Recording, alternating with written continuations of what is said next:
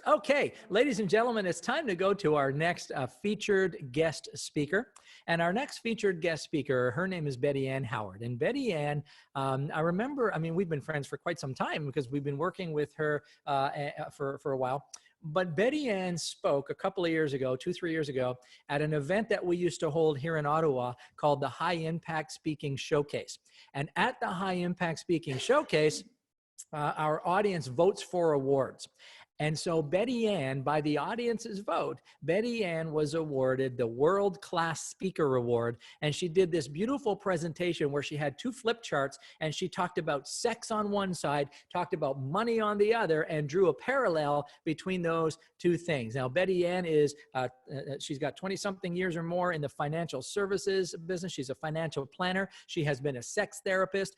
She has been a psychotherapist. And she has, I hope I got that right, but she is just a myriad of skills, and she's one of the funnest people we know. Let's put Betty Ann Howard on the screen to say hello. Oh, okay. Hi, there you are. Hi, Betty Ann. Welcome. Listen, I'm going to let you fire away and show us your stuff. Ladies and gentlemen, please help me welcome with a virtual applause, Betty Ann Howard. Thank you very much, Steve, and it's a pleasure to be here. Fortunately, I had a chance in my breakout room to realize that even though I have an amplifier so you can hear me okay, I have to stay very close to my computer because I live out in the country and my voice breaks up. So I'm going to be staying very close to my computer so that you can hear me. And which is rather unfortunate in some ways because I had hoped to get up and do a little bit of a dance. Well, some of the dances. So let me begin by saying that my topic is dancing with the money dragon. And you may be wondering why I have chosen that particular theme.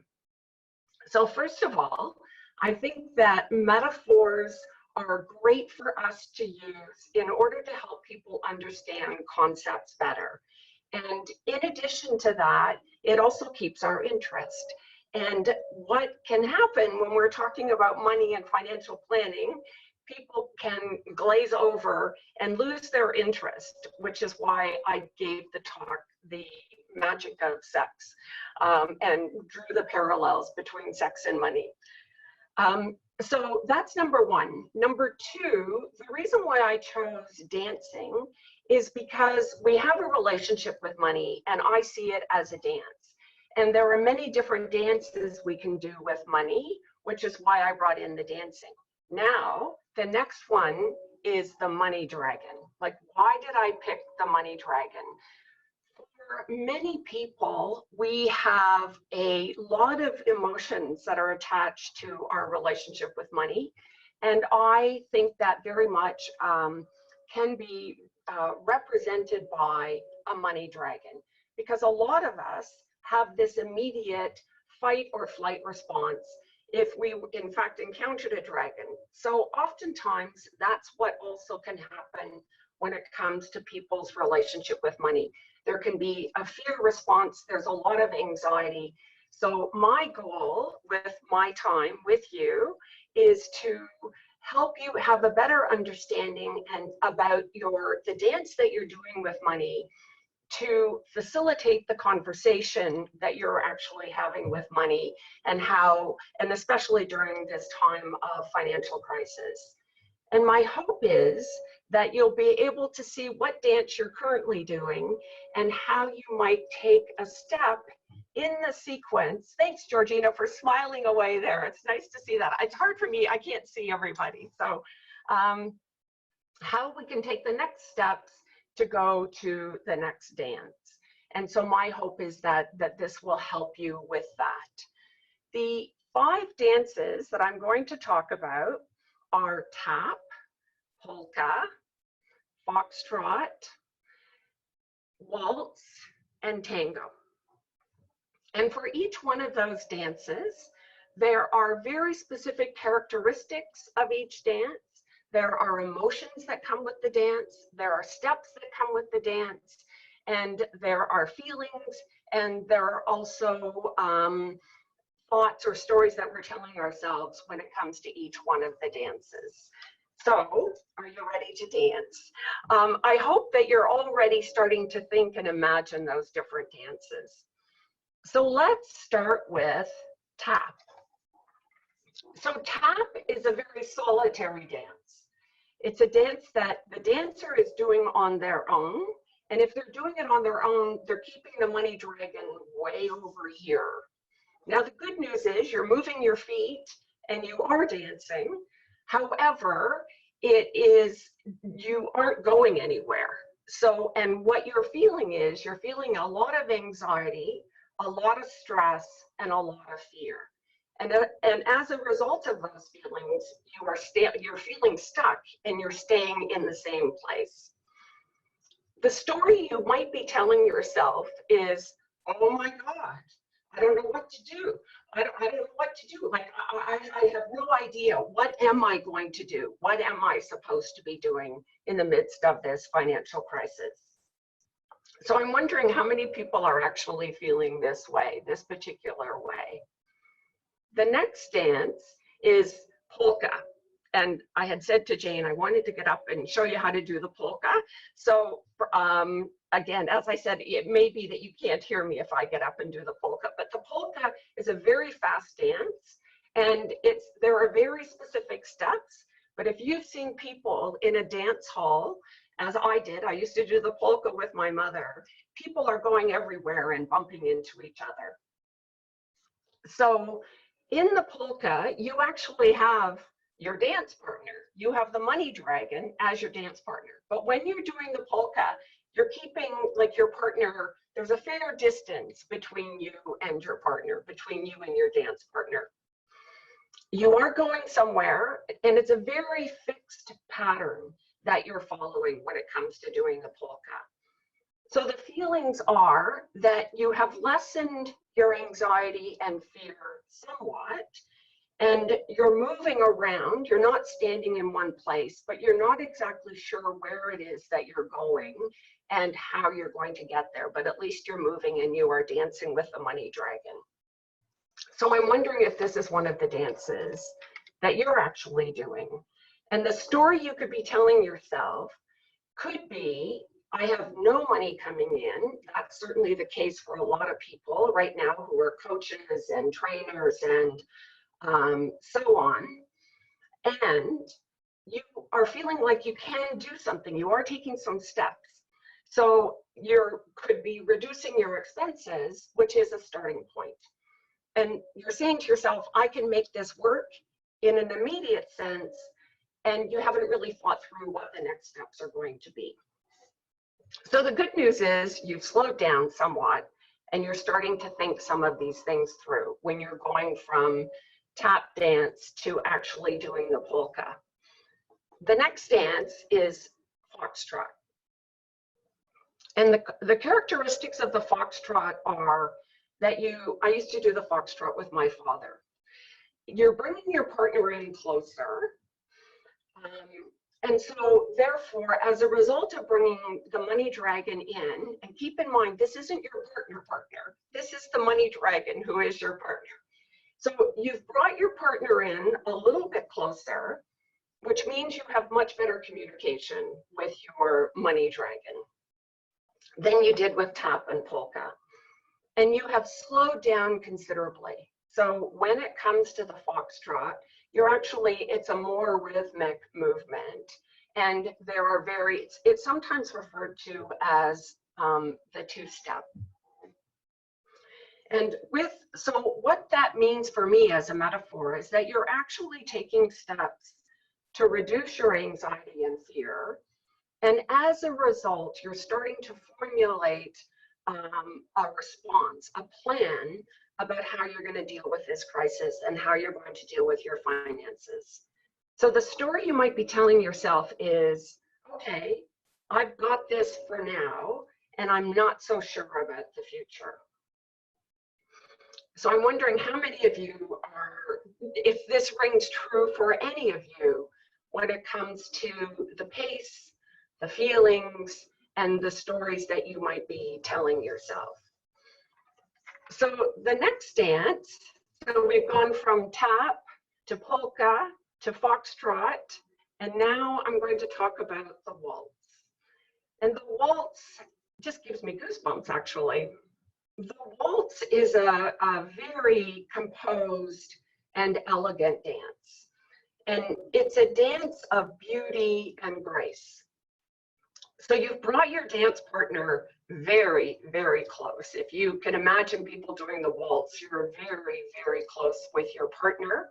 Remember that your partner is the money dragon. And the feelings that you're still having feelings, because we all have feelings. So the feelings that you're experiencing, like fear, anxiety, the feelings that are attached to some uncertainty, they are a natural part of life, but you feel as though, because you're so graceful and so elegant, you know how to manage those feelings. And you know, when I was listening to the other WEN Global members talk, I really see how many of the things you're talking about really build on or can be a part of what it is that I'm talking about.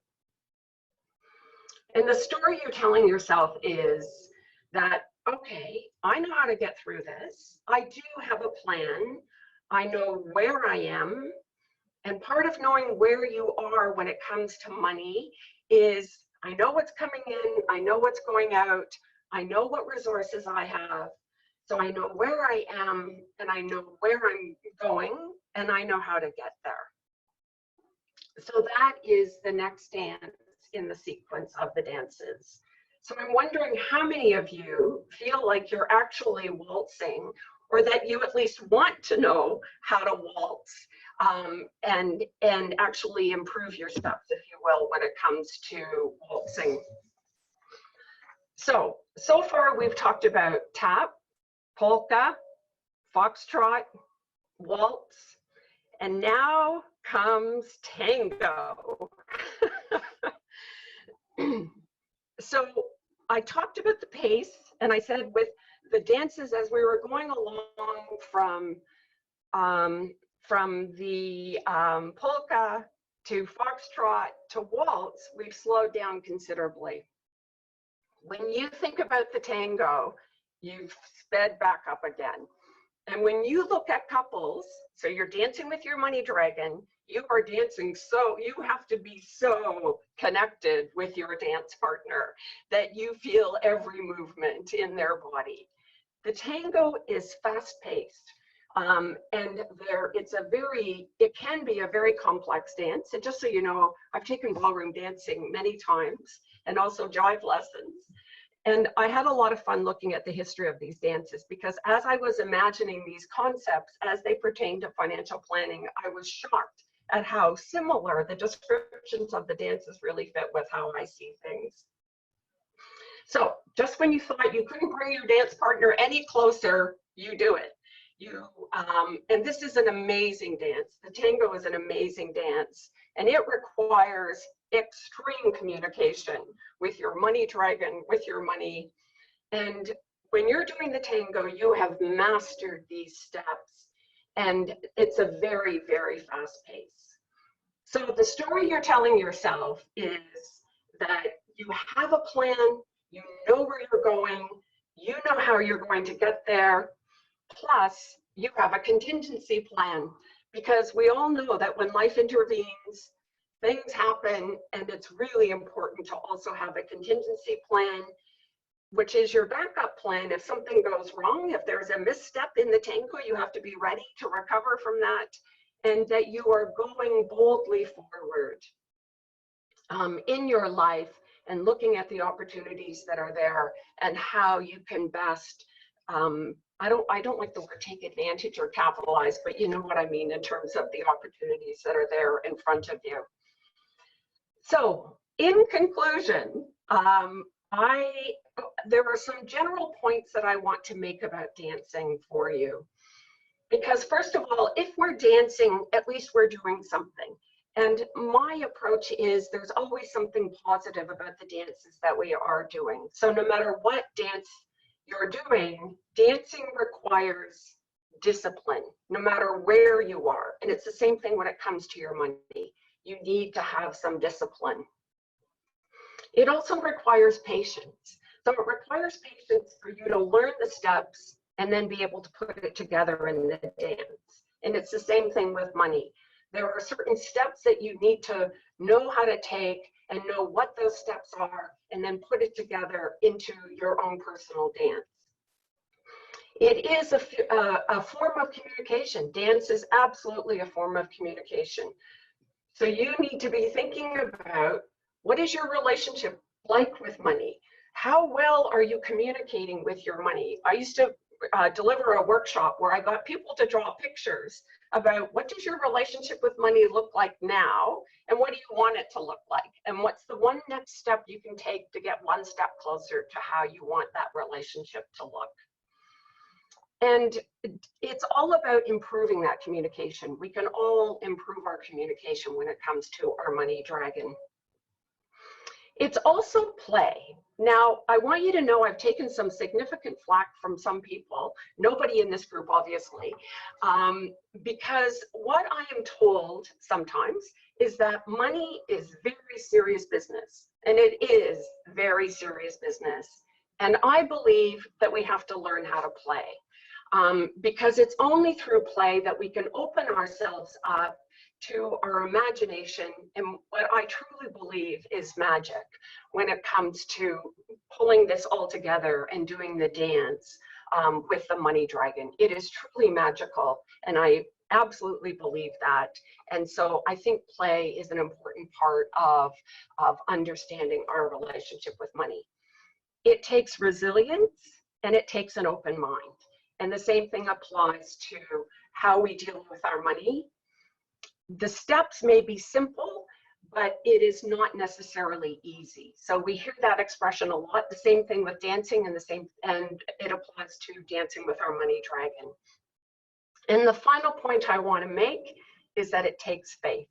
It takes faith that you are going to be able to learn the steps, and you're going to know how to do the dance, and you're going to be able to figure it out. So be patient, be disciplined, and know that you can have some fun with this and do some playing. And how is my time? In talking to Jane and Steve about this presentation, I realized that I'm not going to be able to go into a lot of the different strategies that apply to each dance. So instead, what I'm going to do is I'm going to prepare materials specifically for people who are on this call and who are WEN Global members, and I'll put it on my website so that you can look at what the different steps are and what is involved in going to the next phase of the dance, from tap to polka to foxtrot to waltz and then to tango. And you know, I asked myself, so I ask you as well, I keep asking myself, what dance am I doing? And as I said, it gave me goosebumps. I love to waltz. I think waltz is beautiful. And I know that when it comes to, I'm a financial planner, so I have to, and I have had to learn over the years. I like to do the tango, and I like to step into that realm, and other times I like to just kind of slow down and go back and do the waltz. And for anybody who loves to dance, I hope I didn't offend you around the tap, because I know there are many other features to tap that I haven't brought in that are really positive features. So that speaks to the strengths that we all have, regardless of what dance we're doing. And as I said, my goal was to help you have a better understanding and provide you with some tools in order to identify where you are now and where you might like to go, and there will be more tools available to you. So I'm going to stop there and invite Jane and Steve back in. Well, Betty Ann, that was absolutely outstanding. We absolutely love that. Now, folks, to give her a virtual applause, here's how we do that. You can go like this in the, and that's all cool. But here's a good way to give somebody a virtual applause. I'm going to go to the chat window, and here's what I do for a standing ovation: is I just do this, and enter. And that is a standing ovation. Capital A is a standing ovation, a standing applause, and a whole bunch of A's is an applause. So feel free to express your appreciation for Betty Ann with a, look at this, Betty Ann, look at all the applause. And I have to tell you, I was watching the Thanks. and people had beautiful remarks about you. They loved your presentation, but this is an important thing.